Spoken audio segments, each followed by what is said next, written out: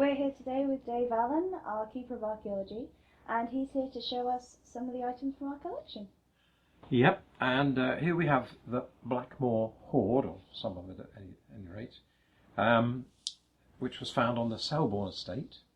It was dug up in 1870, and I say we got some of it because it's thought that a good deal of it went to the British Museum as well. We've got about half in our collections, with some of it being on display at the Curtis Museum at Alton. And what it consists of mainly is spears and swords, so it's like a weapon hoard from the late Bronze Age.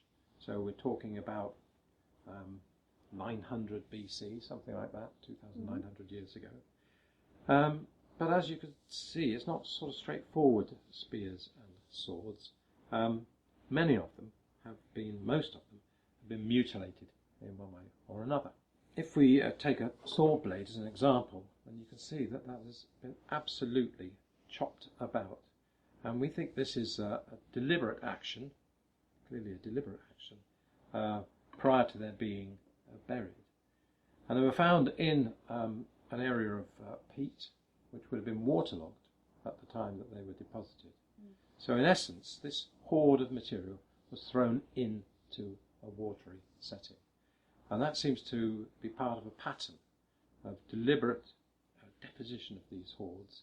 And the way we interpret it is we think it's an offering to the gods. What sort of things do you have in the collection? Can you tell us about any of them?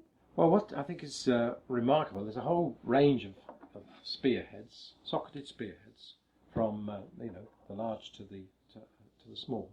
But what's particularly interesting about these, that in many of them, the shaft has survived.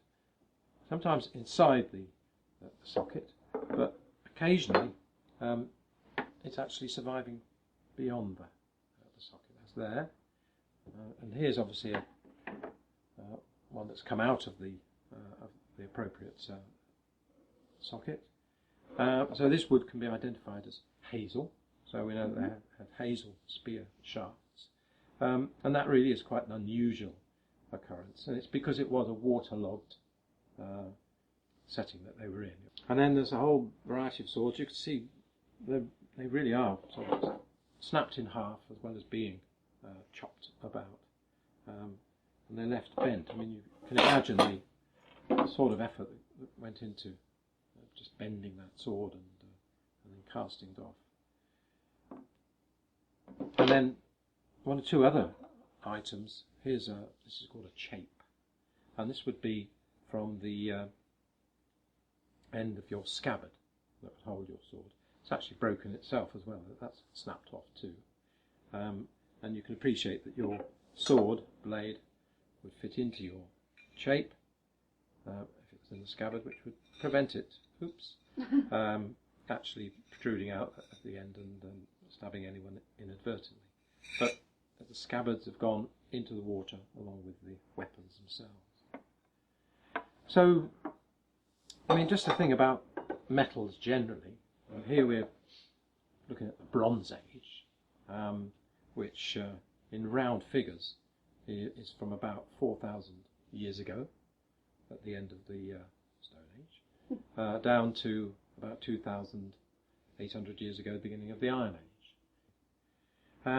And the thing about bronze, it had its day. It was, a source of wonder, the ability to make the metal, and cast the shapes you wanted. And then along came iron, which was much simpler to fashion, and then a much harder metal. So if you had a bronze sword and I had an iron sword, then a few swings around the head and that would be the fate of your weapon.